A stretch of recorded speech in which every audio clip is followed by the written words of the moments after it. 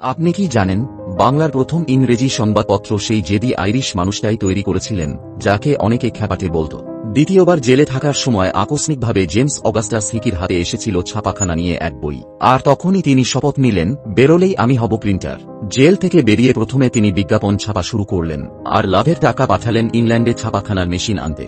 অবশেষে 1780 সালের 20 জানুয়ারি কলকাতা থেকে বেরোল ভারতের প্রথম ইংরেজি পত্রিকা হিকিজ বেঙ্গল গেজেট।